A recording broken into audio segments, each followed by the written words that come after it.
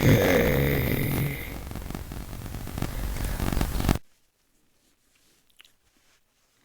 Here we are. Okay. Here we are. Now everything seems to be working. Um, Hello, Sam. It's great to finally chat with you. Yeah, good to be here with you, all the way down in New Zealand. I'm probably the first New Zealander you've met talked to. I don't know. Well, no, you're not the first Kiwi that I've talked to, but the first interview I've had with someone from New Zealand. So there's that. Yes. Okay. There you go. That's Yeah. great. So, yeah, I know I said that I would have a co-host with me, but sadly he can't make it. All right. Well, you'll just have to. Yeah, Be... I'll try to do it on my own. Yeah, yeah, yeah. Yeah, because you are the second guest I've had on this podcast. All right. Well, there you go. Then you should. You're an expert by now. You'll be great. Yeah, hopefully. Yeah. Um, all right. Well, I might as well start off with the first question because Yeah. I prepared myself. I got my questions printed out. All right. Let's do this. All right. Who were people that inspired you to do acting? Who were people that inspired me to do acting? Well, as a kid, I was probably just I grew up watching a lot of cartoons. Um, like from the action thing, not that I do martial arts, but I loved my Bruce Lee movies growing up. That was a lot of fun watching Bruce Lee growing up. And then I'd have to say probably Jim Henson. Very, yeah, legend Jim Henson. A lot of his stuff, Muppet Show, Sesame Street, him along with Frank Oz. Those were guys that I really liked listening to as a kid, um, in voice wise. And then obviously I got a big dose of the classic Looney Tunes and Hanna Barbera and all those things. Those are kind of my generation of stuff. Well, even precedes me, but they were on regularly syndication when I was a kid. So I consumed a lot of that content as a kid for sure. And that was Yeah, yeah. yeah. I've gotten so much that I've a lot of things inspired me, but Ninjago is definitely one of them. Oh, is that right? Yep, I have quite a few. I've collected quite a few sets. Nice, nice. I have a few sets, but I have they're still in boxes because I like them in boxes. I haven't put them together or anything. But I love the box art, so it's nice to have them out. Yeah, yeah. The box art's always nice. Yeah. Yeah, yeah. I'm trying to think. The first series I ever heard you in might like going from memory. Was a show called Max Steel. Oh yeah, Max Steel, sure, yeah. Okay, yeah, yeah. You were Steel and Uh, Berto, yeah, Berto. Yeah, that's it. yeah, yeah, yeah. That was a lot of fun. Andrew Francis, who is now Cole on Ninjago. Him and him, I think he's doing a good job. yeah, he is. He's. I mean, Kirby was amazing, and but we I knew Andrew before he came out to Ninjago. I worked with him on all the Max Steel, and we had a lot of fun working on that show together as the dynamic duo. It was a lot of fun doing Max Steel with him. Yeah, yeah, it must be always fun working on these shows. Oh yeah, it's always a great time for sure. Someday I hope to do the same. Excellent, excellent. All right. Here's the next question. If you weren't an actor or a voice actor, what would you be doing today? Oh, I'll probably be working at a coffee shop somewhere. I mean, that might. I mean, at this point in my my career, I mean, if I wasn't acting, I don't know. I'd probably be just working a regular Joe job because this I've been doing this since I was didn't really have a backup plan. Actually, I in high school I did get into graphic arts and I did like drawing and illustrating as a kid. So if I'd gone that direction, I might have been on the other side of animation, maybe storyboarding or it's a lot of work. I don't have the skills because I didn't really pursue it, but it's something that I've always liked as a kid, and that I really thought that maybe I would get somewhere in the graphic area.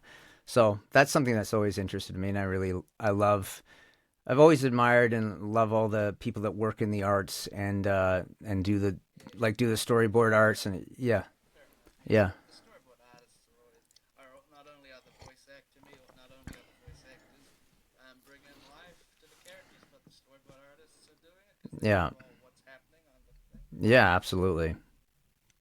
Yeah, yeah. Mm. A lot of good talent that goes into this stuff. Yeah, yeah, absolutely. Mm. Yeah. All right. Next question. I got a couple of my friends helped me out with these questions. So Awesome. yeah, because when I was telling them that I was going to be doing an interview with you, they were like, "Oh my god!" That's Because cool. they, yeah, because this one relates to Ed and Eddie. All right. So, so how did you create the voice of Double D? Um, well, when I first got the audition, I received kind of like a little picture of Double D, concept a drawing of who he was, and there wasn't. I'm just, like have to go back and remember what kind of description I got of him. They said that they said he was a bit mumbly, which I think maybe in the beginning he was like that, but later on he was less mumbly. But he was kind of like I kind of got this idea that he was more shy and reserved and mumbly, and I knew obviously he was like pre-adolescent, so I was just trying to find a kind of voice that was kind of in the right register to find him in. Oh, I was just kind of experimenting a little bit, trying to find who is this person, Eddie. And in the beginning, I was kind of just making him, kind of not sure of himself and kind of shy and a bit mumbly. And that was kind of the starting point. But as the show went on, or when we actually had a final callback and they were mixing and matching actors to see who had the best chemistry together, and then I got in the room with Tony and Matt, and they ended up going with us, and so that was kind of cool to hear those guys doing their thing.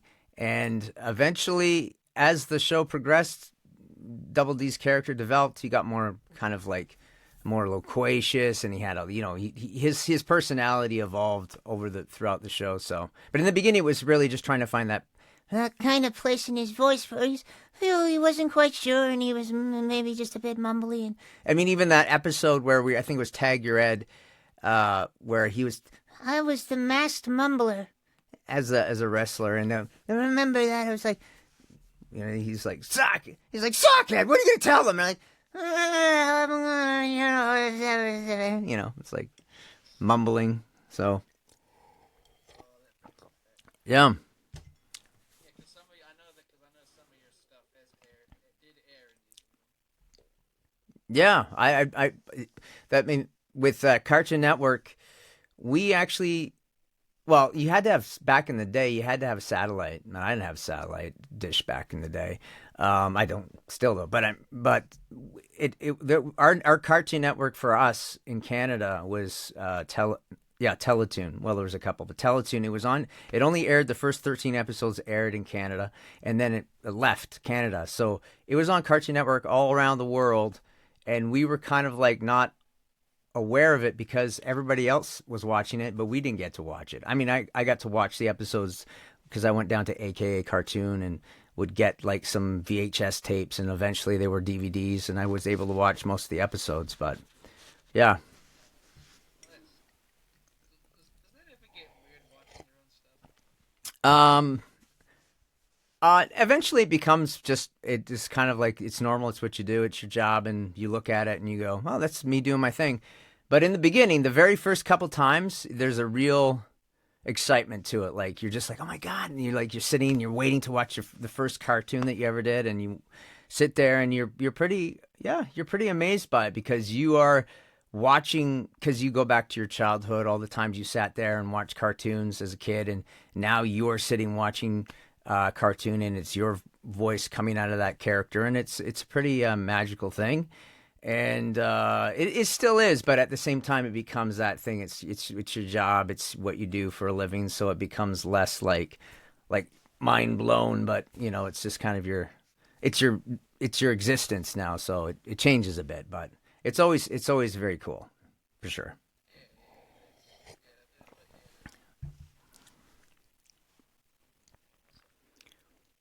Yes, hydrate, hydrate.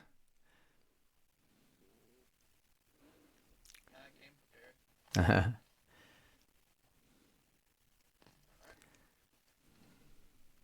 Um, this one was from a friend of mine. Because he was curious on it. Yeah. Does WWE's voice scare you? Nope, not really. Uh, I mean, if he was going into a maybe a big tirade where he's freaking, he's like, "Oh, I can't take it anymore. He's like up here. Oh dear, like he's freaking out for a long period of time. Like maybe the big picture show where we were like the first 15 minutes of the movie where like we're all freaking out and we're like frenetic and like we don't it's like we're our lives are at the our very existence is at stake and we don't know what's going on. It was like high intensity, a lot of screaming and stuff. So you don't want to do that for too long, because it can wear on the voice. But Double D is very. I don't have a problem doing him at all. He's very comfortable. It's for whatever reason I am able to find him and be able to talk to in his voice without straining myself too much. So that's good. Would you if they brought the show back, would you come back and do it? Oh, of course. Yeah, I mean, it would be amazing to continue to do that character in a show, but that's not going to happen. But I mean, there might be another rendition. Who knows? But I don't know if I would. I don't know if I would be a part of it. But it's always fun to do. I mean, I still enjoy being able to do double D for people like in if I get a cameo request or something like that. I'll put on my little orange shirt and my little cap and just do a little characterization for people, which is still fun. And if I go to convention, people are obviously going to want to hear the voice too. So it's nice to be able to keep on doing it. You have to think because even though the show's been a long time since the show ended, you still enjoy doing the voice. Yeah, yeah, for sure.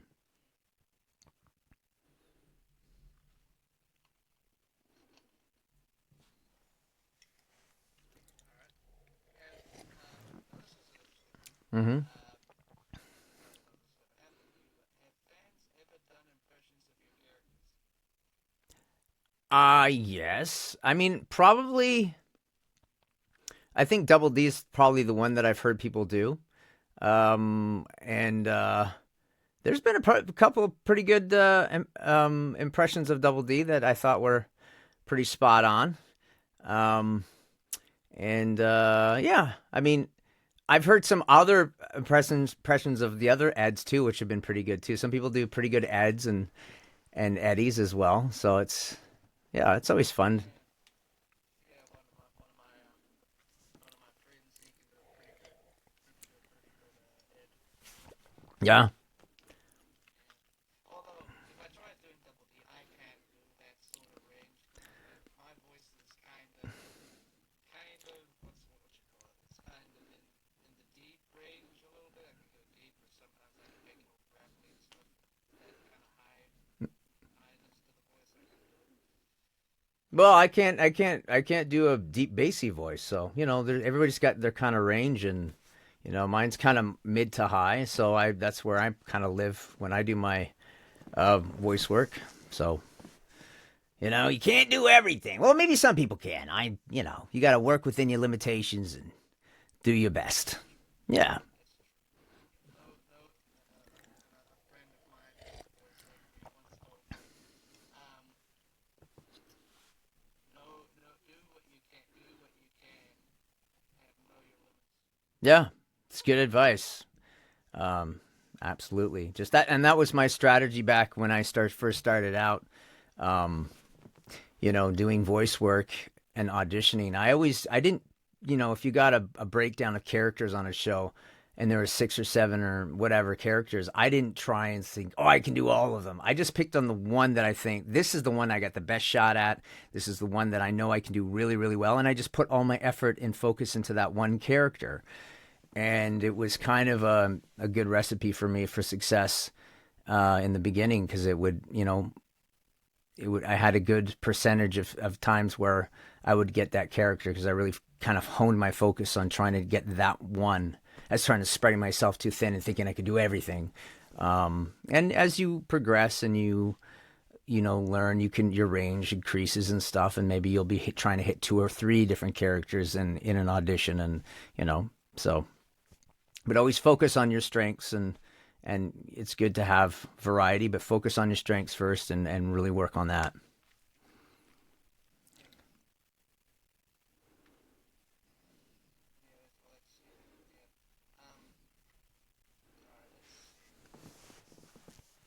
Now this one, a couple of me and a couple of friends were curious about.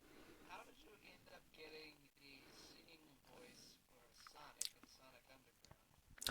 Um, that happened. It was an audition that I received, and they said they need um, to do the singing voice for this show because Jaleel was already the voice of Sonic for the Sonic Underground, and I didn't really understand why he wasn't doing the singing. Um, I don't think I ever received an answer about that, but for me, he just my from my perspective is it's a gig. I'm great. I got an audition, so let's try and get the part. So I obviously I heard a sample of his voice, and so I just tried to. I think that was my first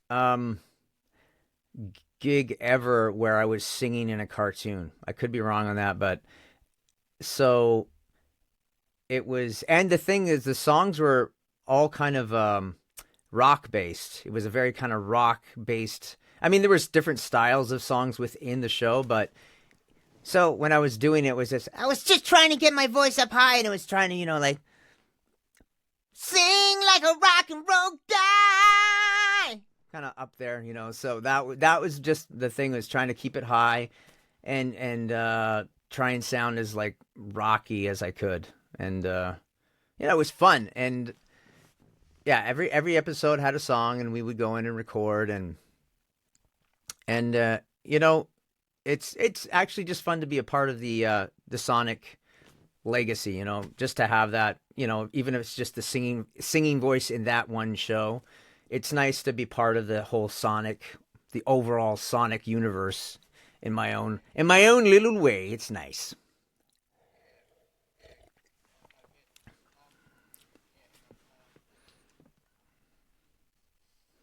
I bet Devin Mack was the same when Oh, he I'm was Prime. oh yeah, I'm sure. Well, Devin's a great guy and very talented, and I'm sure he was thrilled to be that version of Sonic. I mean, who wouldn't be to get to be Sonic, right? Who wouldn't be excited to be Sonic? Yeah, true, true. I remember I enjoyed watching him play. Yeah, it's well done. And all right, let's see. Um,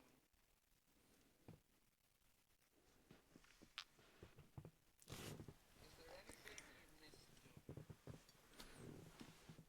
Being able to touch my toes. No. um, Context in terms of shows that I did and they're no longer going on, and I miss the show. Like is that what you mean? Um, yes, well, yeah, well, some of these I kind of had to rush because I didn't, I was at a place, I don't have my own house print, so I had to go print somewhere else. So, yeah, we'll go with that. Is there Okay. anything you miss from the show? Um, well, I was always fond of, like I say, Ed and Eddie was a great show, and it was.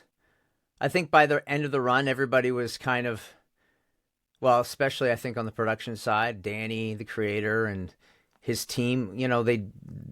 They worked really, really, really hard on that show, completing it, and then the big ending it with the big picture show. it was quite a ride, and I think everyone was just kind of glad to have a little break, but very proud of everything. But it's you get fond of you miss those moments in the studio with everybody. Um, I really enjoyed my run on Baby Looney Tunes. That was a lot of fun, and yeah, and that yeah, and then we did, and that was fun too. And I really had a good time working on that, working with people. So yeah, I don't know. There's a fondness for every show. Every show has a kind of its own arc of depending on how many episodes you do. But at the end of it, you're kind of a little sad that it's finished and moving on. And people are always, I think people have a fondness for a certain show. I get a lot of messages from people saying, "Oh, do you think this show will ever come back?" And I'm like, "No, probably not." Even though someone really enjoyed it, and sometimes shows just don't end well. Like like I know in Slug Terra, that was a show that a lot of people enjoyed, and then it just didn't. They made a kind of this allusions to the fact that it was going to go somewhere after that to a new frontier, and it never happened. So, but that's just the nature of the beast with these things is that having a show continue, and sometimes it just doesn't get the numbers, and they go, nope, that's it, pulling the plug. You're like, no, don't do it. Yeah, but it happens. Yeah, that always sucks when Mm. they push out seasons, especially shows that only end with one season. Yeah, yeah, Uh, yeah. The one show that I only did one of those shows that it was actually my first prelay um, show that I did was Bucky O'Hare and the Toad Wars, which is well before your time, but it was based on a comic book series, and then they got the money to do 13 episodes, but we never went further than that. But look it up sometime. Bucky O'Hare and the Toad Wars. Um, oh, actually, yeah, yeah, yeah. That was a fun show too. a lot of shows are fun. Yeah, yeah. Yeah, that's what I like. That's what I like about animation. Sometimes when I like have a rough day, I just like to put on a show to escape reality for like 20 minutes or something. Absolutely. I hear that a lot from people. A lot of people have said that. Thank you for just giving me well, when they're feeling down or things were going rough in their lives, and there was a certain show that comforted them, and that's good to hear. I like to hear that somebody had something, It's you got to see, it's cartoons. It's not hard drugs, so I'm always approve. I always approve of that. Hard day at work. I didn't pound back, a 40 pounder. I watched a cartoon, and I was like, well, that's probably better for you. So good on you. You know. Yeah, I'm just trying to think because there was two different shows when I was like very young and younger. There was two different shows that were my go-to things as a kid. I'm trying to think of them. Um,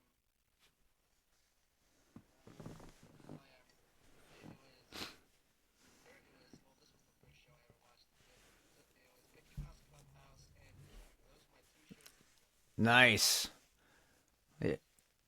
Do you still are you still watching Ninjago Dragons Rising, or have you stopped watching?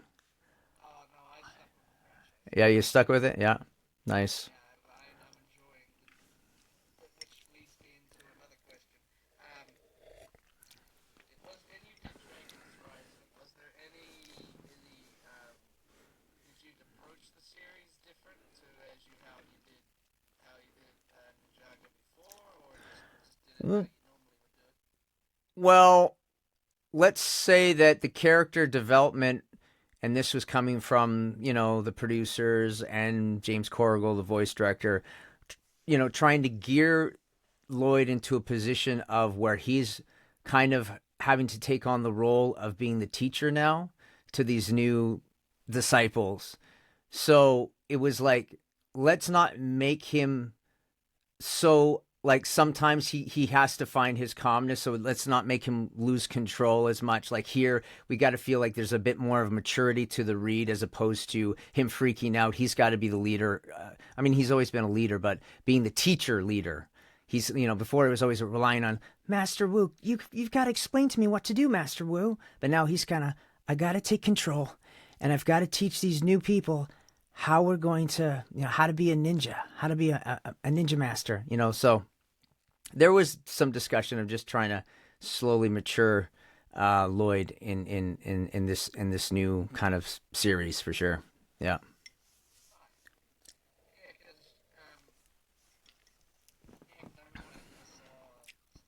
saw the Dragon Birth, and I was like, okay, they're going doing something a little different here. I'm intrigued. Yeah.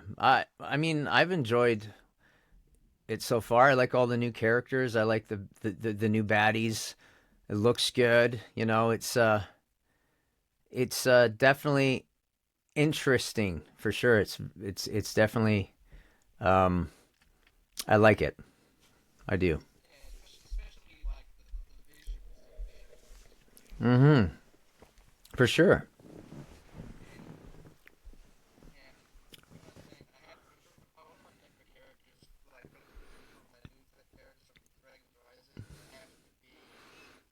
um, would have to be Lord Ross. Like how Brian Drummond does Clayson is just so menacing. I love it. Oh yeah. Yeah, absolutely. Yeah.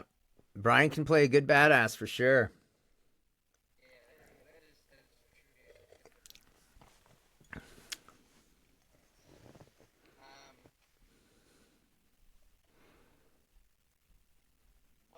what is your favorite line to do as Lloyd? My favorite line to Like for like if a fan asks you to do it. Oh, I don't know. I mean there's a typical he's like ninja never quit. Remember that. But, I liked. I mean, I don't have any specific lines memorized of Lloyd. I mean, there's the one season where he confronts his dad, Lord Garmadon, and like he's trying to like connect with his father, and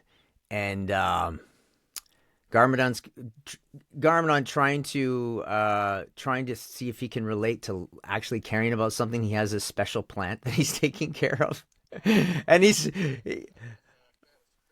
yeah, Crystal. It was just like one of the funniest episodes ever that Mark did with Garmadon with this plant. He's like, I'm learning. I've got a plant. I'm like, plants aren't humans. Okay, okay. I was, I always found that funny. yeah. I was like, come on, Dad. I'm not a plant. I'm a human boy who needs love, Daddy. Yeah, the da- the daddy issues. Wow. What are you gonna do? I would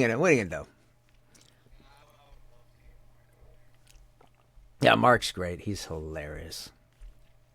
Let's see. Um, what was your first on-camera role? If you've done any? First on yeah, I've done on camera stuff. My first on camera role was for a show called Wise Guy, which is a Stephen J. Cannell show back in the '80s. It was kind of about a guy who's a cop, but I think he's undercover in the mob, and I played Pizza Boy. Comes up, roughs me up, Pizza Boy. Uh, and then after that, I did a couple of parts on 21 Jump Street, the original 21 Jump Street back in the day, 21 Jump Street, playing teenager, young punk in high school, that kind of stuff. Those are my first kind of like on camera roles back in the day. Yeah. Trying to think. Apparently you were in the Good Doctor. Yes, I was in the pilot episode of The Good Doctor. I played in. I called my char- I called my character incompetent doctor. Some kid, some kid is like, there's this big accident happens, and I'm in an airport going to like my flight, and this big glass thing crashes down and embeds like shards of glass in this kid, and I'm there trying to save him and do this whole thing, and the lead guy in the show is going, You're actually killing him by doing that. I'm like, I think I know what I'm doing. I'm a doctor. And he's like, no, but you see, if you do that, and he's gonna choke to death. And I'm like, oh my God, I'm an incompetent doctor. Please save him. I'm not capable of doing it. So he kind of like, he takes over and saves. And I'm like, he did it. He did it. He saved his life. Oh God, I'm going to be late for my plane. I've got to go. But yeah, no, it was fun. To be honest, yeah, when that came out, everyone was like, "Hey, you're that guy who almost killed that kid in the airport." I'm like, "That's me, incompetent doctor." Yeah, yeah, that was fun.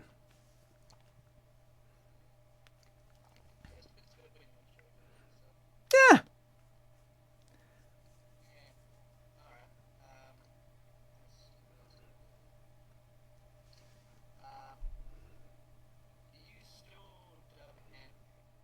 Do I dub anime anymore? Not really. Not really. Nothing much has come up lately. Hasn't been a lot of dubbing work.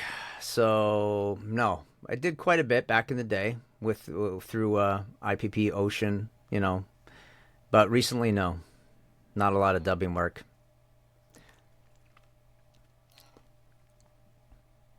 Um, do you have any favorite animes that you watch? I'm trying to think now. I do. You know what? I would. I'm trying to go back and watch. I was in Death Note, but I didn't have I had a couple of smaller roles in Death Note, but I've got the whole series now, so I'm going back and starting to watch that again because it's a well done series.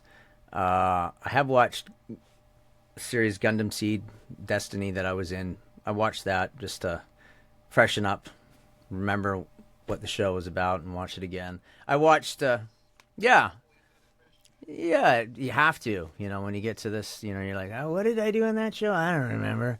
Um, I watched another series that I was in called Nana, which was good to watch.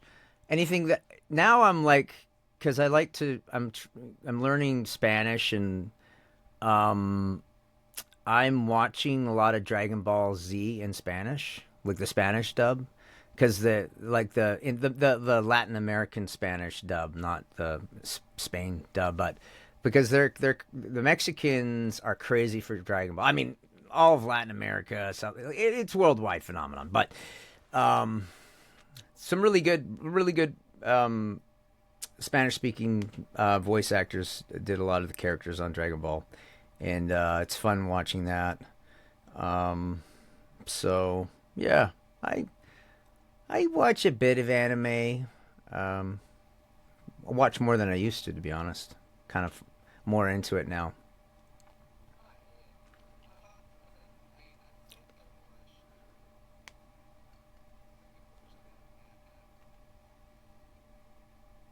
watched I think I have a couple of animes that Mm.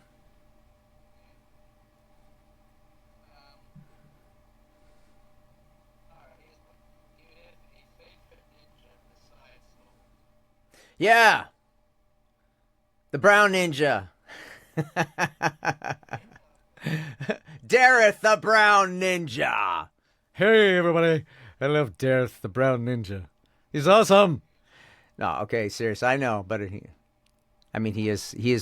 I find him Darth Darth. Dareth the Brown Ninja. It's the safe bet because then it would be, hey, you picked Dareth the Brown Ninja. He's not even really a ninja. Oh, yes, I am a ninja. I am. I'm a ninja. And I'm a great Elvis impersonator. Oh, Alan.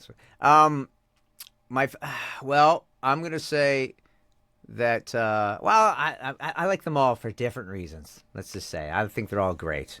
Um, I'm gonna play that. The diplomat here. Like I love them all, and each in their all special way. But they're all good. Fair enough. I don't know. Yeah, everybody's got a favorite. I'm not. I can't. I can't. I'll let you guys. Lloyd would have to be. Lloyd would have to be mine because this is my last name Lloyd, and Ah, it's tough. Like you said, they want to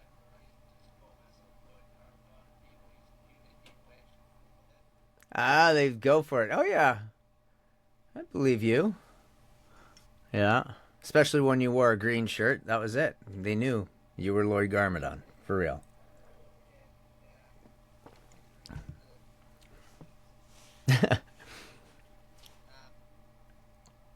and there was a I used it all the time when I was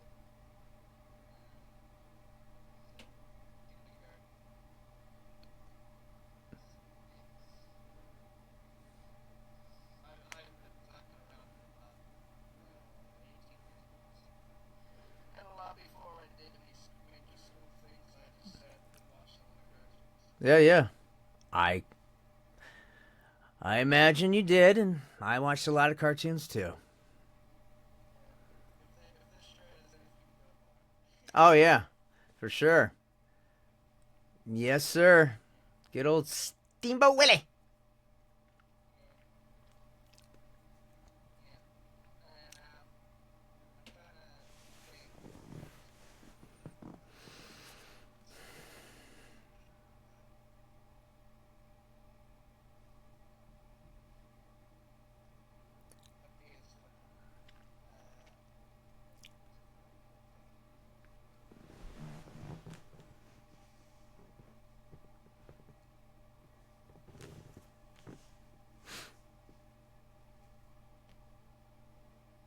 A PS5. If you could, would you drew if you would if you could? Yeah, my brain is over. Uh, would if you could, would you do any voice work in the U.S. or would you just continue to extend it? Maybe earlier on in my career, I thought about the idea of going down to LA to try and do some work down there.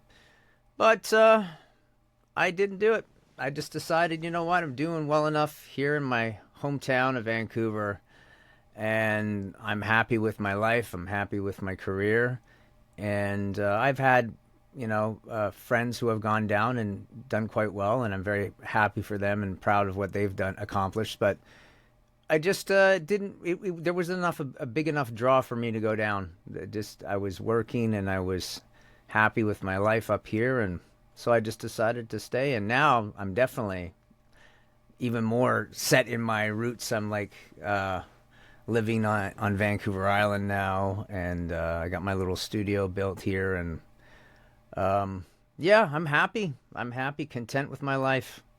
I don't really have the kind of what if kind of thing for me. It's kind of still, still working a little bit and enjoying my life and happy and content. Yeah, That's good. yeah. Okay, here's one. Was it hard to record Ninjago during the lockdowns? Well, it was different. I mean, we stopped recording as a group, and we had to go in individual. I didn't have my studio, my home studio up and running, so I was in on Vancouver Island, so I was taking trips into Vancouver to record, and we just basically recorded individually. So you know, we had to deal with the individual going in separately and the whole thing, and we got it done. So it did change, obviously. I mean, no one was getting in groups working at that point, but and now now I work at home, and I usually patch into the studio in Vancouver, and they're doing the group record in Vancouver, and I patch in from my home studio. And I've been in maybe once or twice to record with the other cast. So things, it's changed, but I mean, it's back to group recording now, which is great for people. But yeah, it did change a bit. Yeah, everything changed. I mean, lots of stuff changed.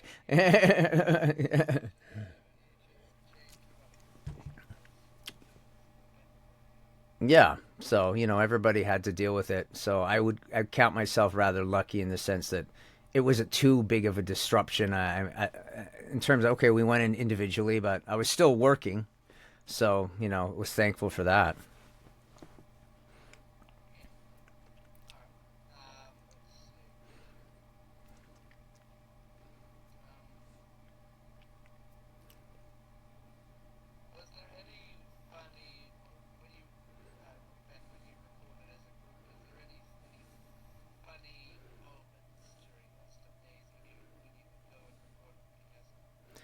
Are we speaking about Ninjago or just in general?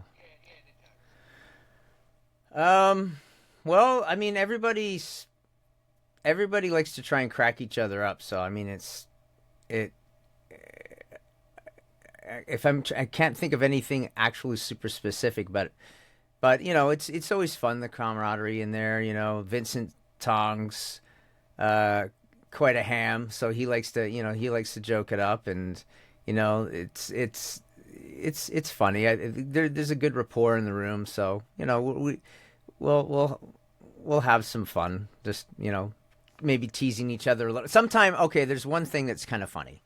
Um, Basically, Kelly Metzger, who plays Nia, um, she there's something about I don't know there's something about Vincent Tong can get her into a state where she will like you know when you get the giggles and you can't talk like something will happen where she something cracks her up or Vincent looks at her some way and she be like, don't look at me or whatever, and then she will like try to get her line out, and it's like she can't get through a line because she's just like cracking up and she's like, I'm sorry, okay, no, let's do this, and then we take like a just like a 3 or 4 or 5 tries before she can finally get the line up because I don't know what Vincent does. He's either looking at her funny or saying I don't know what it is exactly, but and then she'll lose her crap and can't get the line out. So that happens like not all the time, but you know it happens at least once a season where it's like, uh oh, Kelly's losing it, and it's kind of funny. It's funny. As long as you, as long, even if you're working, you still have you still somehow manage to have fun while doing it. Oh yeah, we do. Yeah, for sure. All right. Let's see. Um, well, if there was a character like a real specific character you would love to play, like you were to play a very famous character in your genre, who would that be? A big character that everyone knows and you got to voice the character. Who would that be? Oh man, this is a challenge. A famous character that I would like to play. Maybe Yoda.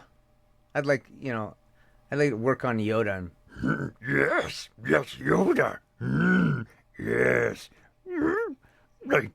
It's not bad. I've been working on it. I, yeah, you know, when I first started trying it was like it burned my throat, but I work on it on occasion. I'll try and do it. But Yoda would be super cool. I would enjoy taking a crack at Yoda. That would be fun. That's And also and also Frank Oz because I really admire him and all of the stuff that he's done. So that would be cool. Yeah, for sure. Yeah. all right. Here's another one. This really made me think about a question about it. What was it like? Excuse me. What was it like voicing Obi-Wan Kenobi for Lego Star Wars? Obi Wan. It was good. It was a lot of fun actually. As actually when I auditioned for the Padawan Menace or whatever, that was the Lego thing that they were doing. I auditioned for Obi Wan Kenobi, and then it was also I gave it a shot at Yoda as well. So I was very excited to try and I didn't get Yoda, but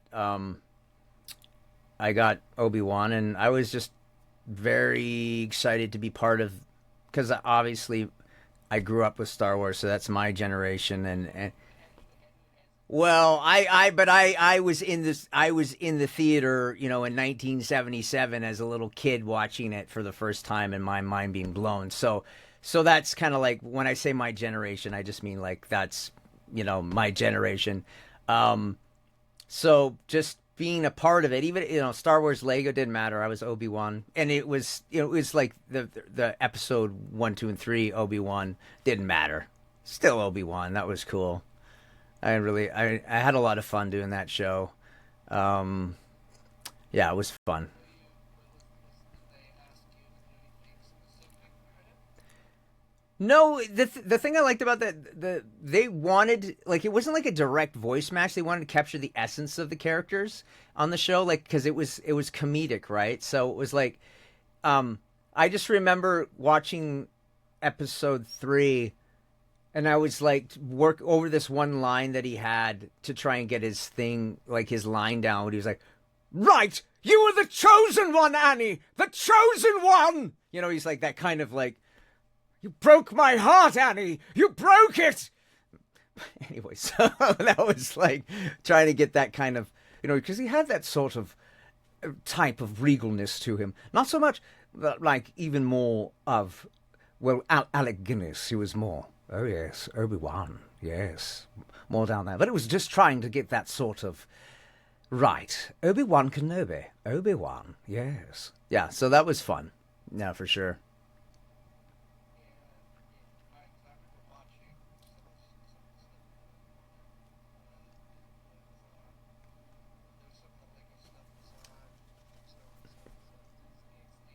Right. I can't remember what it what the what which one it was, but it was. I remember. I think I know the one that was Lego Star Wars droid teams. Yeah, Droid Tales, that's right. Droid Tales, and I think the other one was called the Padawan Menace. Um, Yeah, Padawan Menace. yeah. Yeah, I always get a kick out of watching watching Lego Star Wars. It's a lot of fun. Yeah, that's just good comedy in there. There's a lot of good comic bits in there. And yeah, sure. Um, if you weren't gonna voice Lloyd in Ninjago, who would have you gone for? Well, I don't, the funny thing is, when the original auditions for Ninjago happened, I missed out on those original auditions for the show. And because I was on holiday somewhere, and so I missed out. And the show, I didn't get a chance, opportunity to audition for the show. And then, a few years later, when season 8 rolled around, they said, yeah, they're wanting to change Lloyd and make him more like a teenager now. So they decided that they want to do a voice recast. Um, and I auditioned for it, and then they said, but they really want him grounded, so make sure you're like try and sound like grounded and natural. And anyways, I ended up getting it, and um, that was kind of that weird thing where it was like I missed out on the original, but then who knows what I would have read for? Maybe I would have read for Lloyd, but I mean, but then Jillian doing Lloyd for the first 7 seasons as a young boy. I'm not sure I would have played Lloyd, auditioned for Lloyd, because I think they wanted him to sound younger, more of a boy, which I don't know. So who knows? But if I'd gone back, I probably would have auditioned for all of like any of the guys like Cole or Jay or Kai, or Zane. I don't know which one I would have. You know, they all have cool things about them, like fun challenges in their voice style. Um, so it's they'd all be fun to play. You know.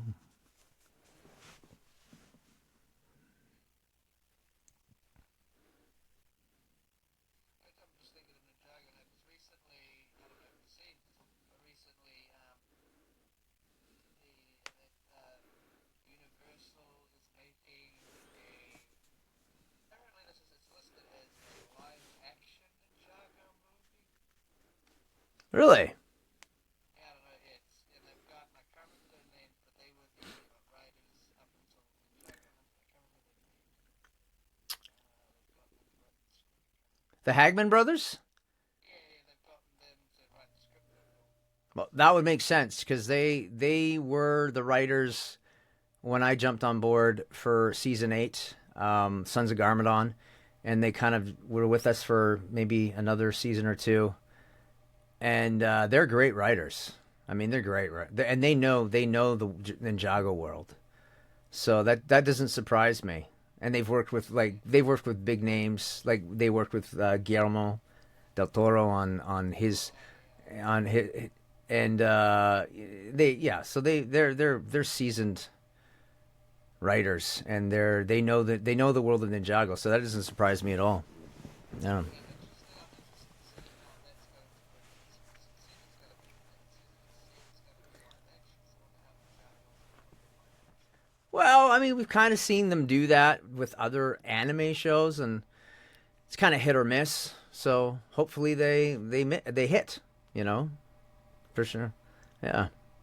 Because I remember when I personally, I don't mind like the movie that came out a couple of years ago, like 2017, the Lego Ninjago movie. I Yeah. personally am not a big fan against that film, Yeah. even if it is so. I consider it as its own thing. Yeah, I went and saw it. I enjoyed it. Yeah. Conflict between Lloyd and Michelangelo there. Yeah.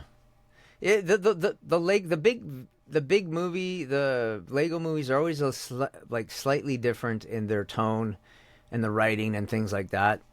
So I could see hardcore Ninjago fans going, it's not in the same spirit of whatever, and it's fine. It's their right to not like it. But me, me just going as a person from the outside, I just started Ninjago when that movie came out. I was just like just starting to play Lloyd, so I wasn't like, was like, hey, let's go see this movie and watch it, and I liked it.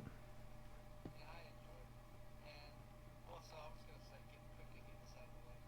Um, Me personally, you and both Julian have done fantastic job as well. Both of you have done your job at playing the aspects of characters. Like Julian was young Lloyd, and now you're continuing Lloyd's character as an older version, and I like both your performances.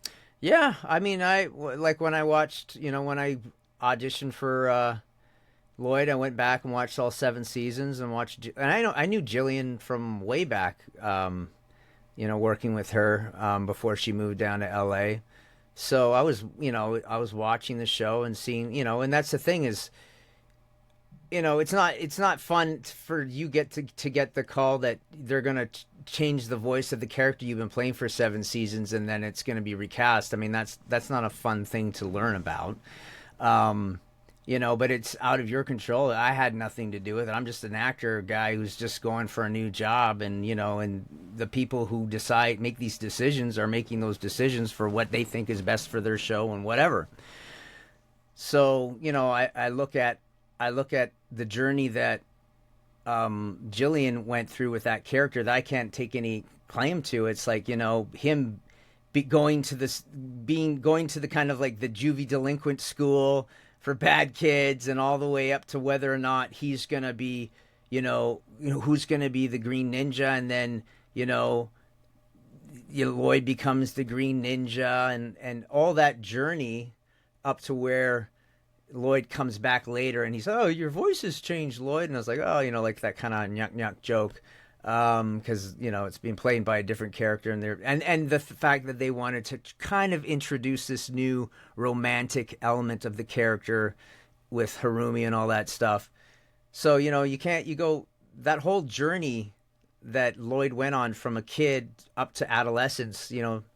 That's all Jillian's. She did a great job with that and owns it 100 and 50%. And I have to look back at that journey that Lloyd went on and kind of take that into my own spirit and continue on the journey with Lloyd from adolescence through to becoming a teacher and trying to teach, becoming his own master and teaching um, the new disciples, things like that.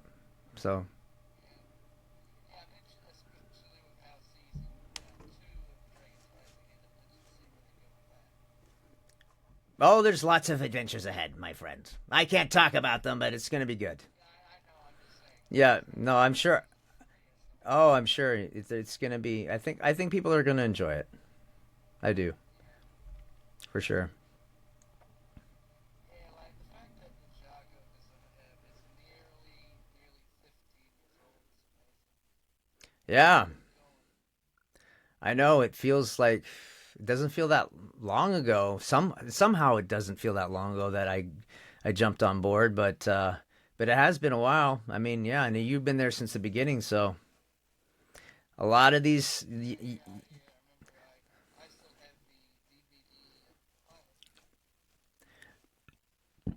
Well, I think that Lego is doing a good job at continuing the franchise and bringing new people on board with Dragons Rising. I think there's a lot of people who didn't maybe follow Ninjago. Like, there's the hardcore ones that have been there since they were 5 years old, and have grown with the whole show. And then there's other people who are just jumping on board and going, this is kind of a cool show, and getting into the new characters, and then going back, oh, maybe I should check out the previous seasons and see where this whole thing is started from. So they seem to be able to keep the longevity and the fan base going, and you know refreshing it, with new characters and new fans. So that's kind of cool.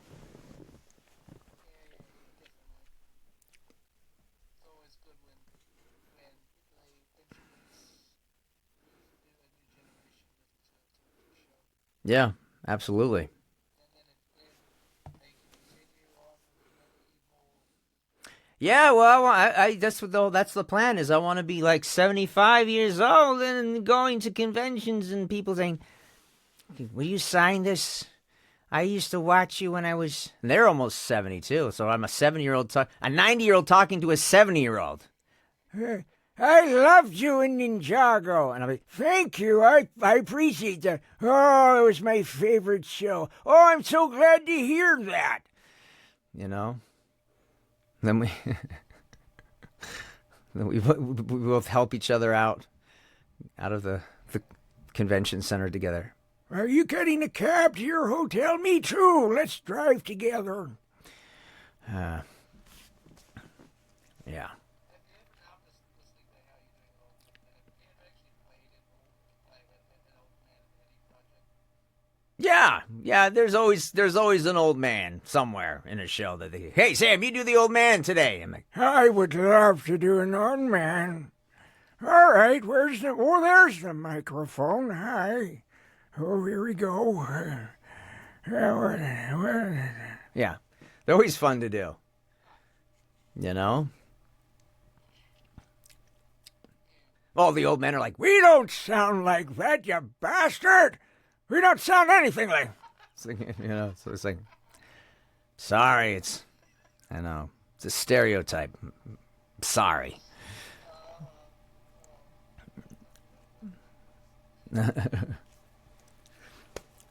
Yeah.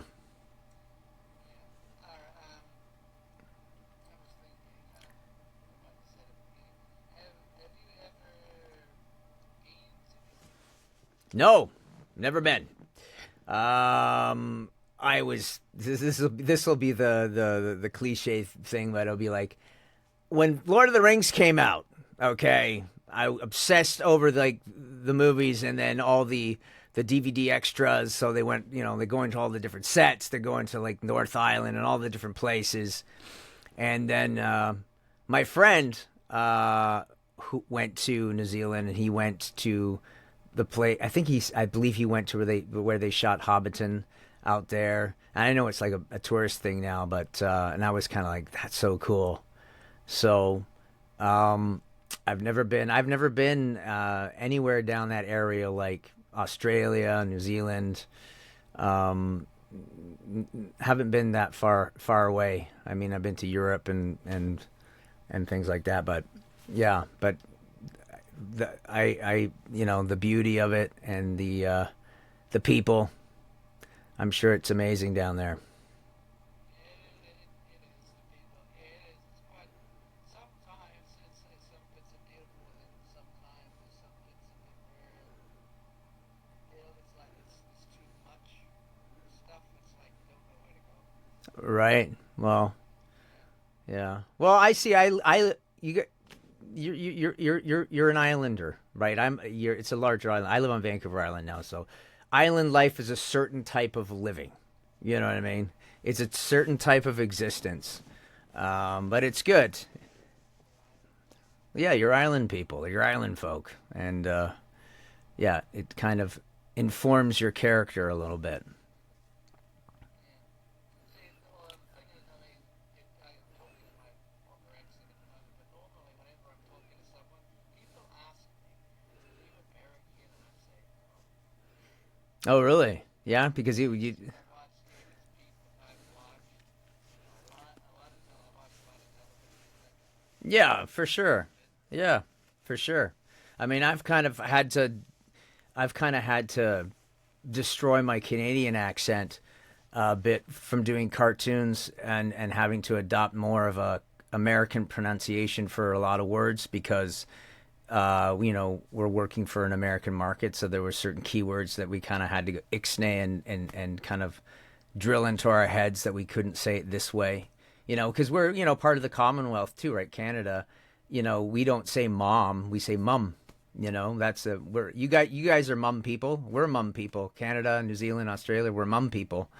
But things like mom and house and out and about and things like that, where if I was using my and again versus again, and borrow versus borrow, and tomorrow versus tomorrow, and all these words that you kind of like or sorry versus sorry, things like that, kind of when you are having to train yourself to speak these words in a different way, your own nativity gets kind of assassinated. But you know put a couple of beers in me, start to slip up, start talking more Canadian, eh?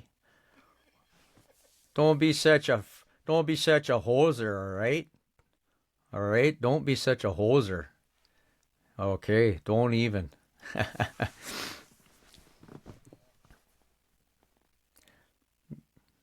I'm trying to think. Yeah, because I've watched a lot of TV. Like I said, the Mickey Mouse Clubhouse in Chicago. Um, what's another one I watched? Doctor Who was another show I watched. Yeah, A lot of shows that influenced my voice. yeah, yeah.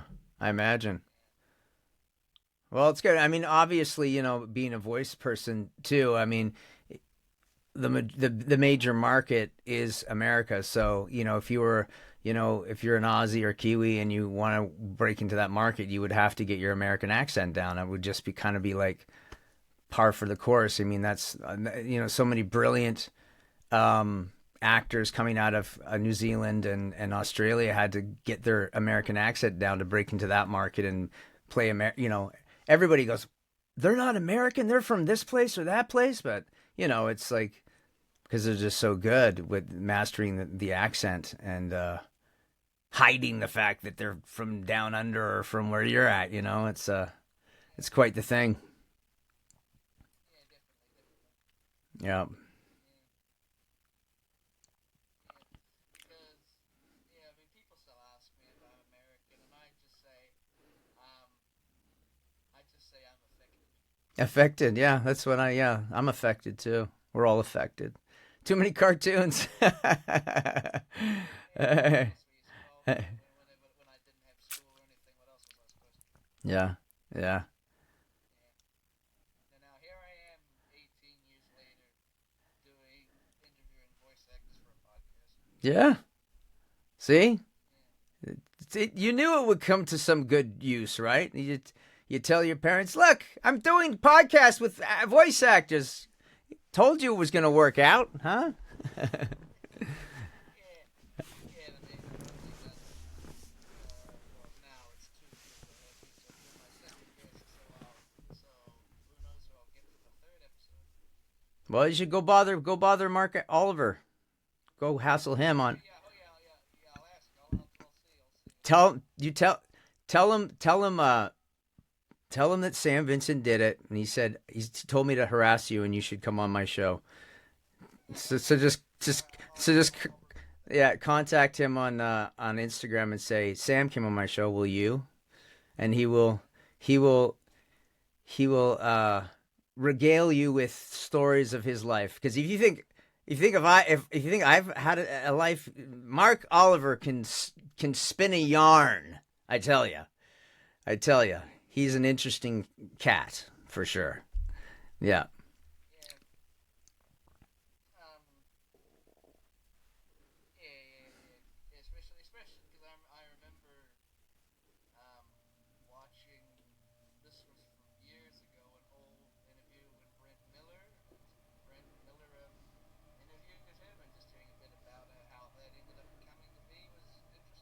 Yeah. Yeah. Yeah.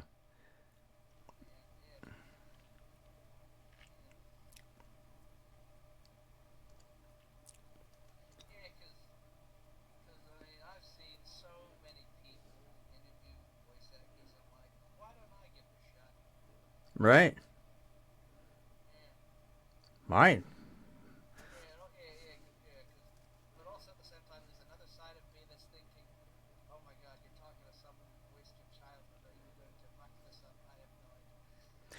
Well, I mean, you just gotta try, right? You gotta see if you how it's gonna go. So Yeah, you're doing it. You're doing it. I hope I'm doing good. Yeah, it's yeah, man. You know, like I say, if this is your second one, your third one, you'll get even better. Fourth, it's just you just got to keep doing it. Got to keep doing it, my friend.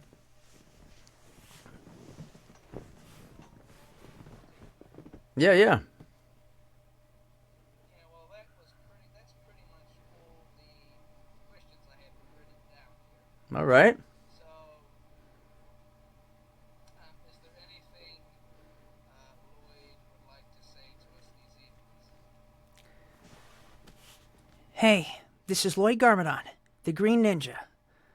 Listen, I know everybody in New Zealand, you're good people. And we need your help right now because with the merge and everything that's going on in Ninjago, we need as many good ninja soldiers as possible. So on the count of 3, New Zealand, I want you to go, Ninja Go! As loud as you can, all right? And then you'll all be honorary members of Team Ninjago, and we can fight the baddies. So here we go. On the count of 3, Ninja Go. 1, 2, 3. Ninja Go! All right, congratulations, New Zealand. You are now all honorary members of Team Ninjago. Yes, let's do this. Remember, Ninja never quit. Never quit on yourselves. This is Lloyd Garman signing off. There we are. Yeah. Woo! Thank you so much, Sam. Thank you, Jaden. Good luck with everything. It was great having you on here. Yeah. Because I remember, because I was so surprised that you actually responded to me. Because I kind of did it out of pure curiosity. I messaged you out of pure curiosity. Yeah. Yeah. Well, it's good. I've people get in touch with me and ask, and usually I say yes. You know, if you're seem like a likable fella, then I'll probably get back to you. And depending on what I'm doing. So, yeah, and that's Yeah, that's another thing that I do with these. I make sure that that I don't do it when they're busy. I yeah, do it when they have yeah. good time to do it. Yeah, but you don't know when people are busy, so you just got to put it out there and say, "Hey, I do son. Would you be interested in coming on?" Um, and now you've got a couple more under your belt, so you can always send them links to the stuff that you've done, and they can see. And you got to start somewhere and do your first and your second. Now you've done 2. Now you got 2 under your belt, and hopefully you'll have a third, fourth, fifth, and just keep going, enjoying yourself. And yeah, maybe your friends will be able to get on the next one next time. They'll be available for you as well. Yeah. He was excited because he asked me if he wanted. Because originally I was going to do the solo, but he asked me if he wanted to because he's a fan of Ninjago. He wanted to ask him if he could do this with me, and I said sure, but he's currently held up with something else. But Yeah, yeah, I understand. yeah, yeah. It's life. Yeah. Anyway, viewers at home or whoever watches this was another episode of Jaden's Tooney Voices with the legend Sam Vincent. Thanks for listening, people. Thanks for listening, and stay tuned for who we get next. There you go. All right, I'll log off now, Jaden. And oh, Hang on, how did we start recording? oh, okay.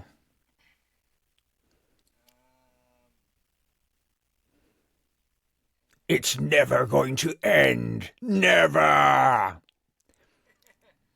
on, Sam, before you log off, I just want to take a screenshot Oh, of us okay. together. Sure. Yeah, so yeah, I usually do have a proper microphone with me, but I'm at a different place.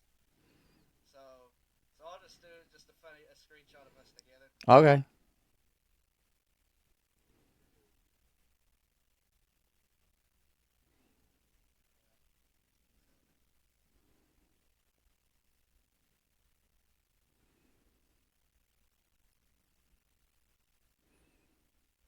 Did you get it? Yeah, I got it. Oh, good. Phew. All right, It's so hurting me. I'm pretty sure that's all. It's still recording, but I'll edit. Yeah, yeah, yeah. Cool.